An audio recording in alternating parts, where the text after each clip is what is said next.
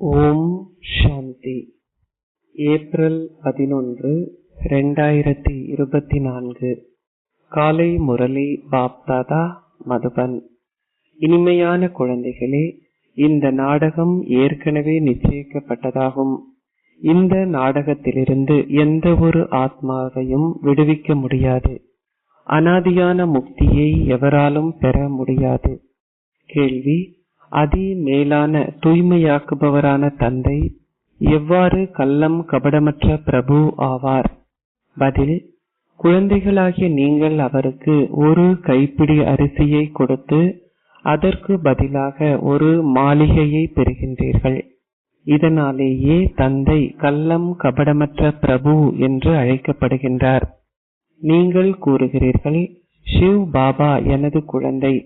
அவர் உங்களிடமிருந்து எதனையும் பெறுவதில்லை, ஆனால் எப்பொழுதும் உங்களுக்கு கொடுத்து கொண்டே இருக்கும் அத்தகைய குழந்தையாவார். பக்தி மார்க்கத்தில் அவர்கள் கூறுகிறார்கள், எவர் என்ன செயலை செய்தாலும் அதன் பலனை அவர் பெறுவார். எனினும் பக்தி மார்க்கத்தில் அவர்கள் எதனை பெற்றாலும் அவை அனைத்தும் தற்காலிகமானதே. ஞான மார்க்கத்தில் நீங்கள் அனைத்தையும் புரிந்துணர்வுடன் செய்வதால் நீங்கள் பெறும் அனைத்தும் எந்த காலத்திற்கும் ஆனதாகும். ஓம் சாந்தி. ஆன்மீக தந்தை ஆன்மீக குழந்தைகளாகிய உங்களுடன் இதயபூர்வ சம்பாஷணையை கொண்டிருக்கின்றார். அல்லது ஆன்மீக தந்தை குழந்தைகளாகிய உங்களுக்கு ராஜயோகத்தை கற்பிக்கின்றார் என்று நீங்கள் கூறுவீர்கள். நீங்கள் எல்லையற்ற தந்தையுடன் ராஜயோகம் கற்கவே வந்துள்ளீர்கள். இதனாலேயே உங்கள் புத்தி தந்தையிடம் செல்ல வேண்டும். இது ஆத்மாக்களான கடவுளின் ஞானமாகும். கடவுள் சாலிகிராம்களுடன் பேசுகின்றார். ஆத்மாக்களாகிய நீங்களே கேட்க வேண்டும் என்பதால் நீங்கள் ஆத்ம உணர்வுடையவர்களாக வேண்டும். முன்னர் நீங்கள் ஷரீர உணர்வுடையவராக இருந்தீர்கள். தந்தை இந்த அதிமங்களகரமான சங்கம யுகத்திலேயே வந்து குழந்தைகளாகிய உங்களை ஆத்ம உணர்வுடையவர் ஆக்குகின்றார். இப்பொழுது நீங்கள் ஆத்ம உணர்விற்கும் ஷரீர உணர்விற்கும் இடையிலான வேறுபாட்டை புரிந்து கொண்டிருக்கிறீர்கள். ஆத்மாக்களே ஷரீரத்தின் மூலமாக தமது பாகத்தை நடிக்கிறார்கள் என தந்தை உங்களுக்கு விளங்கப்படுத்தியுள்ளார். கற்பது ஆத்மாவே அன்றி ஷரீரம் அல்ல. எவ்வாறாயினும் ஷரீர உணர்வுடையவர்களாக இருப்பதால் இன்னார் அவர்களுக்கு கற்பிக்கின்றார் என அவர்கள் நினைக்கிறார்கள். குழந்தைகளாகிய உங்களுக்கு கற்பிப்பவர் அஷரீரியானவரே. அவரின் பெயர் சிவன். சிவ் பாபா தனக்கென ஒரு சொந்த ஷரீரத்தை கொண்டிருப்பதில்லை. மற்ற அனைவரும் கூறுகிறார்கள், இது என்னுடைய ஷரீரம். இதனை கூறியது யார்? ஆத்மாவே கூறினார், இது என்னுடைய ஷரீரம். எனினும் அவை அனைத்தும் உலகாய பௌதீக கல்வியே ஆகும். அவற்றில் பல்வேறுபட்ட பாடங்கள் உள்ளன. BA போன்ற பல்வேறுபட்ட பட்டங்கள் உள்ளன. இங்கு ஒரே ஒரு பெயரே உள்ளது. உங்களுக்கு கற்பிப்பவரும் ஒரே ஒருவரே. ஒரே ஒரு தந்தையே வந்து உங்களுக்கு கற்பிக்கின்றார். எனவே நீங்கள் தந்தையை நினைவு செய்ய வேண்டும். எல்லையற்ற தந்தை உங்களுக்கு கற்பிக்கின்றார். அவருடைய பெயர் என்ன? அவரின் பெயர் சிவன். அவர் பெயருக்கும் வடிவத்திற்கும் அப்பாற்பட்டவர் என்று இல்லை. மனிதர்களின் ஷரீரங்களுக்கே பெயர்கள் கொடுக்கப்படுகின்றன. இது இன்னாரின் ஷரீரம் என்றே கூறப்படுகிறது. எனினும் ஷிவ் பாபா ஷரீர பெயரை கொண்டிருப்பதில்லை. மனிதர்களின் ஷரீரங்களுக்கே பெயர்கள் கொடுக்கப்படுகின்றன. ஆனால் ஒரே ஒரு அஷரீரியான தந்தையின் பெயரே சிவன் ஆகும். அவர் இங்கு வந்து உங்களுக்கு கற்பிக்கும் பொழுது சிவன் என்பதே அவருடைய பெயராகும். இந்த ஷரீரம் அவருக்கு உரியதல்ல. ஒரே ஒரு கடவுளே உள்ளார். 10, 12 அல்ல. அவர் ஒருவரே என்றாலும் மக்கள் அவர் 24 அவதாரங்களை எடுத்துள்ளார் என கூறுகிறார்கள். தந்தை கூறுகின்றார், என்னை நீங்கள் அதிக அளவு அலைந்து திரிய செய்துவிட்டீர்கள். பரமாத்மா கற்களிலும் கூழாங்கற்களிலும் உள்ளார் என நீங்கள் கூறினீர்கள். பக்தி மார்க்கத்தில் நீங்கள் அதிக அளவு அலைந்து திரிந்ததை போன்று என்னையும் நீங்கள் அலைந்து திரிய செய்துவிட்டீர்கள். நாடகத்திற்கு ஏற்ப அவர் பேசும் விதம் சாந்தமாக உள்ளது. அவர் விளங்கப்படுத்துகின்றார். அனைவரும் என்னை அதிக அளவு அவதூறு செய்தும் அவமதித்தும் விட்டார்கள். மக்கள் தாங்கள் தன்னலமற்ற சேவையை செய்வதாக கூறுகிறார்கள். ஆனால் தந்தை கூறுகின்றார், என்னை தவிர வேறு எவராலும் தன்னலமற்ற சேவையை செய்ய முடியாது. ஏதேனும் ஒன்றை எவர் செய்தாலும் நிச்சயமாக அதன் பலனை அவர் பெறுவார். நீங்கள் இப்பொழுது பலனை பெறுகின்றீர்கள். கடவுள் பக்தியின் பலனை கொடுக்கின்றார் என்று நினைவு கூறப்படுகிறது. ஏனெனில் கடவுள் ஞான கடலாவார். நீங்கள் அரை கல்பமாக பக்தி மார்க்கத்தில் கிரியைகளை செய்தீர்கள். இந்த ஞானம் ஒரு கல்வியாகும். ஒரே ஒரு முறை மாத்திரமே நீங்கள் இக்கல்வியை தந்தையிடமிருந்து பெறுகின்றீர்கள். தந்தை ஒரே ஒரு முறை மாத்திரமே அதி மங்களகரமான சங்கம யுகத்தில் வந்து உங்களை அதி மேன்மையான மனிதர்கள் ஆக்கிய பின் மீண்டும் சென்று விடுகின்றார். இந்த ஞானமும் அது பக்தியும் ஆகும். நீங்கள் அரை கல்பமாக பக்தி செய்தீர்கள். பக்தி செய்யாத எவரேனும் மரணித்தாலோ அல்லது நோயுற்றாலோ அவர்கள் பக்தி செய்யாததாலேயே அவ்வாறு ஏற்பட்டதென சந்தேகம் எழுகிறது. எனினும் அது அவ்வாறு இல்லை. தந்தை கூறுகின்றார், குழந்தைகளாகிய நீங்கள் அனைவரையும் தூய்மையற்றவரிலிருந்து தூய்மையாக்கி சகலருக்கும் சத்கதி அருள வேண்டும் என்று என்னை அழைத்தீர்கள். எனவே நான் இப்பொழுது வந்துள்ளேன். பக்தி ஞானத்திலிருந்து வேறுபட்டது. பக்தியின் மூலம் அரை கல்பத்திற்கு இரவும், ஞானத்தின் மூலம் அரை கல்பத்திற்கு பகலும் உள்ளது. ராமராஜ்யம், ராவண ராஜ்யம் ஆகிய இரண்டும் எல்லையற்றது. இரண்டின் காலமும் சமமானதாகும். இந்நேரத்தில் மக்கள் போகிகளாக இந்திரிய சுகங்களில் ஈடுபடுபவர்களாக இருப்பதால் உலக ஜனத்தொகை அதிகரித்துள்ளதுடன் மக்களின் ஆயுட்காலம் குறைந்துவிட்டது. ஜனத்தொகை அதிகரிக்காமல் இருப்பதற்கு அவர்கள் பல வழிகளில் முயற்சி செய்கிறார்கள்.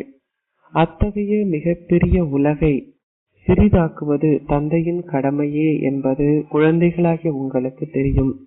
தந்தை வந்து அதனை சீராக்குகின்றார். நீங்கள் அழைத்தீர்கள், பாபா வந்து அதர்மத்தை அழித்து விடுங்கள், அதாவது இந்த உலக ஜனத்தொகையை சிறிதாக்குங்கள்.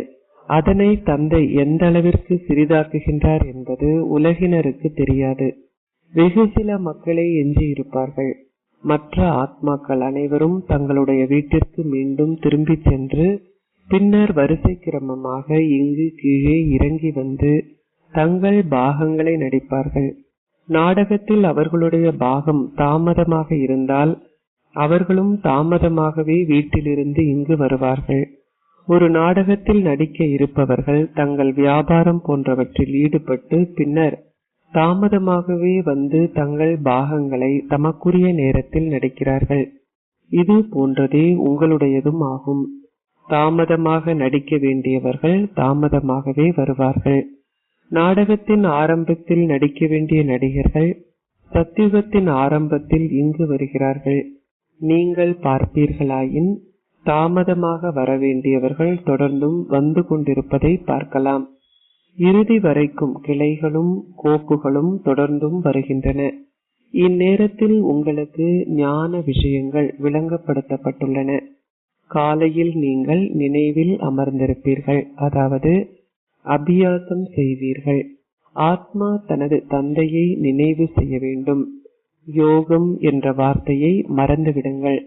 அதனால் மக்கள் குழப்பமடைந்துள்ளார்கள். அவர்கள் கூறுகிறார்கள், என்னால் யோகம் செய்ய முடிவதில்லை. தந்தை கூறுகின்றார், ஓ, உங்களால் உங்கள் தந்தையை நினைவு செய்ய முடியவில்லையா? இது நல்லதா? என்னை நினைவு செய்யாது விட்டால் நீங்கள் எவ்வாறு தூய்மையாகுவீர்கள்? தந்தையே தூய்மையாக்குபவர். தந்தை வந்து உங்களுக்கு நாடகத்தின் ஆரம்பம், மத்தியமம், இறுதியின் ரகசியங்களை விளங்கப்படுத்துகின்றார். இது பல்வேறு சமயங்களினதும் பல்வேறு மனிதர்களினதும் விருட்சமாகும். மனிதர்கள் அனைவரும் முழு உலகினதும் நடிகர்கள். மனிதர்கள் அதிக அளவில் உள்ளார்கள். மக்கள் கணக்கிட்டு கூறுகிறார்கள், ஒரு வருடத்தில் இந்த அளவு மில்லியன் கணக்கானோர் பிறப்பார்கள். எனினும் அந்த அளவிற்கு இங்கு இடம் இல்லை. இதனாலேயே தந்தை கூறுகின்றார், நான் இங்கு வந்து எண்ணிக்கைகளை மட்டுப்படுத்துகின்றேன். ஆத்மாக்கள் அனைவரும் மேலிருந்து இங்கு வந்தவுடன் எனது வீடு வெறுமையாகிவிடும். இன்னமும் அங்கிருப்பவர்களும் கீழே வருவார்கள். விருட்சம் ஒரு பொழுதும் முழுமையாக காய்ந்து போய்விடுவதில்லை. அது தொடர்ந்தும் வளரும். இறுதியில் மேலே எவரும் அங்கு இல்லாத போது அனைவரும் மீண்டும் திரும்பி செல்வார்கள். புதிய உலகில் வெகு சில மக்களே இருப்பார்கள். ஆனால் இப்பொழுது அங்கு பலர் உள்ளனர். அனைவருடைய சரீரமும் தொடர்ந்தும் மாற்றப்படும். ஒவ்வொரு சக்கரத்திலும் எடுத்த அதே பிறப்பையே இப்பொழுது எடுப்பார்கள். உலக நாடகம் எவ்வாறு தொடர்கிறது என்பதை தந்தையை தவிர வேறு எவராலும் விளங்கப்படுத்த முடியாது. இதனை குழந்தைகளாகி நீங்களும் உங்கள் முயற்சிக்கு ஏற்ப வரிசை கிரமமாக புரிந்து கொள்கிறீர்கள். எல்லையற்ற நாடகம் மிகவும் பெரியது. பல விஷயங்கள் புரிந்து கொள்ளப்பட வேண்டும். எல்லையற்ற தந்தையே ஞானக்கடலாவார். மற்ற அனைவரும் எல்லைக்கு உட்பட்டவர்கள். அவர்கள் வேதங்கள், சமய நூல்கள் போன்றவற்றை எழுதுகிறார்கள். ஆனால் அவர்களால் அந்த அளவிற்கு உருவாக்க முடியாது. நீங்கள் ஆரம்பத்திலிருந்து தொடர்ந்தும் எழுதினால் அது மிக நீண்டதோர் கதை ஆகிவிடும். அனைத்துமே அச்சிட வேண்டியிருந்தால் கீதை இந்த கட்டிடத்தை விடவும் மிக பெரியதாக இருக்கும். இதனாலேயே அவர்கள் இவ்வாறு போற்றியுள்ளார்கள். நீங்கள் கடலை மையாக்கினாலும் பின்னர் அவர்கள் சிட்டுக்குருவிகள் கடலை விழுங்கிவிட்டதாகவும் கூறுகிறார்கள். சிட்டுக்குருவிகளான நீங்களே இப்பொழுது முழு ஞான கடலையும் விழுங்குகின்றீர்கள். நீங்கள் இப்பொழுது பிராமணர்கள் ஆகிவிட்டீர்கள். நீங்கள் ஞானத்தை பெற்றுள்ளீர்கள். நீங்கள் ஞானத்தின் மூலம் அனைத்தையும் அறிந்து கொண்டீர்கள். நீங்கள் ஒவ்வொரு சக்கரத்திலும் கற்பதற்காகவே இங்கு வருகின்றீர்கள். எதுவும் குறைவானதோ அல்லது அதிகமானதோ என்ற கேள்விக்கு இடமில்லை. நீங்கள் எந்த அளவிற்கு அதிக அளவு முயற்சி செய்கின்றீர்களோ அந்த அளவிற்கு அதிகமாக வெகுமதியை உருவாக்கி கொள்ள முடியும். நீங்கள் ஒவ்வொருவரும் எந்த அளவு முயற்சி செய்கின்றீர்கள் என்பதையும் எந்த அளவிற்கு நீங்கள் அந்த அந்தஸ்தை அடைய தகுதி வாய்ந்தவர்கள் ஆகின்றீர்கள் என்பதையும் உங்களால் புரிந்து கொள்ள முடியும். மாணவர்களும் பாடசாலையில் பரீட்சை ஒன்றில் வரிசை கிரமமாகவே சித்தி எய்துகிறார்கள். சூரிய சந்திர வம்சங்கள் ஆகிய இரண்டும் உருவாக்கப்படுகிறது. சித்தி எய்த தவறியவர்கள் சந்திர வம்சத்தில் வருவார்கள். ராமர் ஏன் அம்பு வில்லுடன் காட்டப்பட்டுள்ளார் என்பதை யாரும் அறிய மாட்டார்கள். அவர்கள் வரலாற்றை வன்முறையாக்கியுள்ளார்கள். இந்நேரத்தில் இங்கு வன்முறையை தவிர வேறு எதுவும் இல்லை. ஒவ்வொருவரும் செய்யும் செயல்களுக்கு ஏற்பவே அவர்கள் பலனை பெறுவார்கள் என்பதை நீங்கள் அறிவீர்கள். உதாரணத்திற்கு ஒருவர் ஒரு வைத்தியசாலையை கட்டினால் அவரது அடுத்த பிறவியில் அவர் நீண்ட ஆயுளை கொண்டிருப்பதுடன் அவரது அடுத்த பிறவியில் ஆரோக்கியமாகவும் இருப்பார். தர்மசாலைகளை அல்லது பாடசாலைகளை கட்டுபவர் அரை சக்கரத்திற்கு தற்காலிக சந்தோஷத்தை பெறுவார்கள். குழந்தைகளாகிய நீங்கள் இங்கு வரும் பொழுது பாபா கேட்கின்றார், உங்களுக்கு எத்தனை குழந்தைகள் இருக்கிறார்கள்? நீங்கள் கூறுகிறீர்கள், 3 லௌகீக குழந்தைகளும் ஒரே ஒரு சிவ் பாபாவும். ஏனெனில் அவர் உங்களுக்கு ஓர் ஆஸ்தியை கொடுப்பதுடன் ஓர் ஆஸ்தியையும் பெறுகின்றார். கணக்கும் உள்ளது. அவர் உண்மையில் எதனையும் எடுக்க விரும்புவதில்லை. ஏனெனில் அவர் அருள்பவராவார். அவர் கள்ளம் கபடமற்ற பிரபு. ஏனெனில் நீங்கள் அவருக்கு ஒரு கைப்பிடி அரிசியை கொடுத்து பதிலுக்கு ஒரு மாளிகையை பெறுகின்றீர்கள். அவரே தூய்மையாக்குபவரும் ஞானக்கடலும் ஆவார். இப்பொழுது தந்தை கூறுகின்றார், நான் உங்களுக்கு பக்தி மார்க்கத்தில் உள்ள சமய நூல்களின் சாராம்சத்தை விளங்கப்படுத்துகின்றேன். பக்தியின் பலன் அரை சக்கரத்திற்கு நீடிக்கும். இந்த சந்தோஷம் காக்கையின் எச்சத்தை போன்றது என சந்நியாசிகளும் கூறுகிறார்கள். இதனாலேயே அவர்கள் தங்கள் வீட்டையும் குடும்பத்தையும் விட்டுவிட்டு காட்டிற்கு சென்று விடுகிறார்கள். தமக்கு ஸ்வர்க்க சந்தோஷம் வேண்டாம் என அவர்கள் கூறுகிறார்கள். ஏனெனில் அவ்வாறாயின் தாம் நரகத்திற்கு செல்ல வேண்டி இருக்கும். மாறாக அவர்கள் அனாதியான முக்தியையே விரும்புகிறார்கள். எனினும் இது எல்லையற்ற நாடகம் என்பதை நீங்கள் நினைவு செய்ய வேண்டும். இந்த நாடகத்திலிருந்து எந்த ஒரு ஆத்மாவும் விடுபட முடியாது. இது ஏற்கனவே நிச்சயிக்கப்பட்டது, இதனாலேயே நிச்சயிக்கப்பட்டதே இடம்பெறுகிறது என்பது நினைவு கூறப்படுகிறது. இதனாலேயே அவர்கள் பக்தி மார்க்கத்தில் கவலையடைகிறார்கள். கடந்த காலத்தில் என்ன இடம்பெற்றதோ அவை மீண்டும் இடம்பெறும். நீங்கள் 84 பிறவிகளின் சக்கரத்தை சுற்றி வருகின்றீர்கள். இந்த சக்கரம் ஒருபொழுதும் முடிவடைவதில்லை. இது ஏற்கனவே நிச்சயிக்கப்பட்டது. அதில் உங்கள் முயற்சியை எவ்வாறு உங்களால் நிறுத்த முடியும்? நீங்கள் கூறுகிறீர்கள் என்பதற்காக அதிலிருந்து உங்களால் வெளியேற முடியாது. அனாதியான முக்தியை பெறுவதும் ஒளியினுள் அமிழ்ந்திருப்பதும் பிரம்ம தத்துவத்துடன் இரண்டர கலந்து விடுதல் ஆகிய அனைத்தும் ஒரே விஷயமாகும். எண்ணற்ற சமயங்களும் எண்ணற்ற அபிப்பிராயங்களும் உள்ளன. பின்னர் மக்கள் கூறுகிறார்கள், உங்களின் வழிகளும் முறைகளும் உங்களுக்கு மாத்திரமே தெரியும். நீங்கள் எங்களுக்கு கொடுக்கின்ற ஸ்ரீமத்தின் மூலமாக நாங்கள் சத்கதி அடைகின்றோம். அதனை நீங்கள் மாத்திரமே அறிவீர்கள்.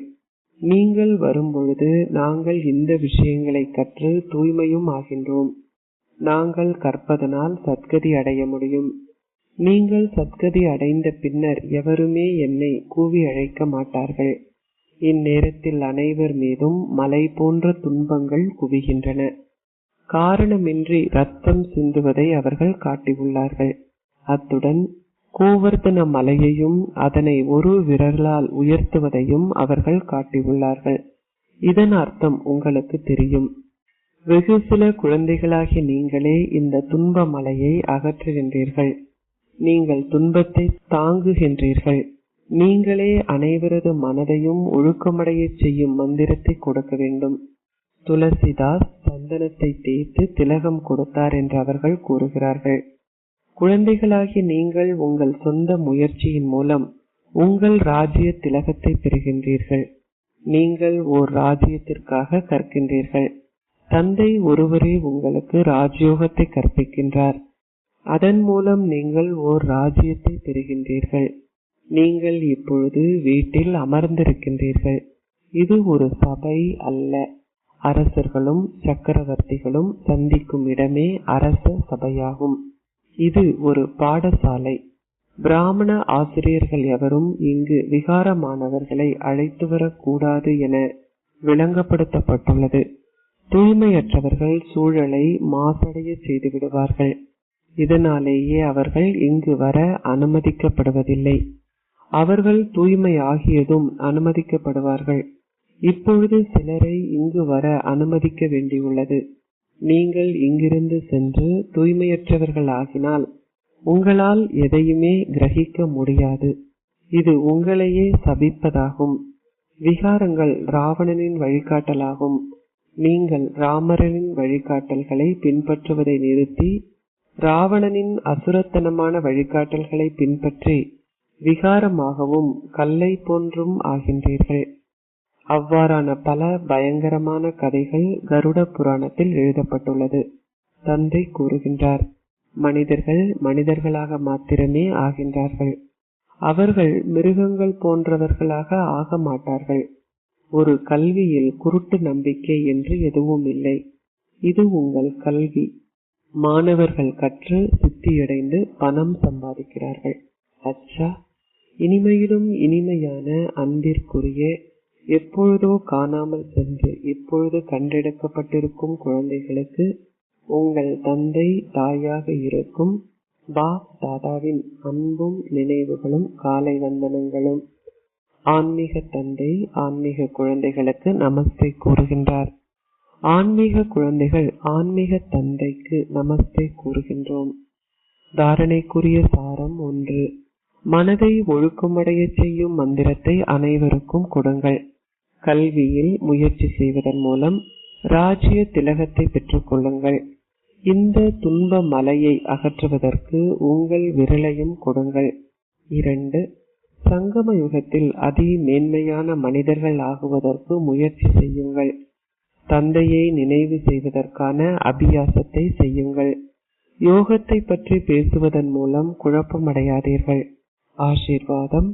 தடைகளை உங்கள் சுய முன்னேற்றத்திற்கான படிக்கட்டுகளாக கருதுவதன் மூலம் தடையற்றவராகவும் உண்மையான சேவகராகவும் ஆகி மிக உயரத்திற்கு முன்னேறி செல்வீர்களாக. உங்கள் பிராமண வாழ்க்கையில் சதா தடைகளற்றவராக ஆகுவதற்கு சேவையே வழியாகும். அத்துடன் சேவையிலேயே தடைகளான பரீட்சை தாள்கள் அதிக அளவு வருகின்றன. தடைகளற்ற சேவையாளரே உண்மையான சேவையாளர் என கருதப்படுகின்றார். தடைகள் வருவது நாடகத்தில் நிச்சயிக்கப்பட்டுள்ளது. அவை வர வேண்டும், அவை தொடர்ந்தும் வரும். ஏனெனில் தடைகளும் பரீட்சை தாள்களுமே உங்களை அனுபவசாலிகள் ஆக்குகின்றன. அவற்றை தடைகளென கருதாதீர்கள். ஆனால் உங்கள் முன்னேற்றத்திற்கான வழிகள் என நீங்கள் பார்த்தால், நீங்கள் உயரத்திற்கு முன்னேறி செல்வதற்கு உதவுகின்ற படிக்கட்டுகளாகவே அவற்றை அனுபவம் செய்வீர்கள். ஸ்லோகம்: ஒரு தடையின் வடிவம் ஆகாது, ஆனால் தடைகளை அழிப்பவராகுங்கள். ஓம் சாந்தி.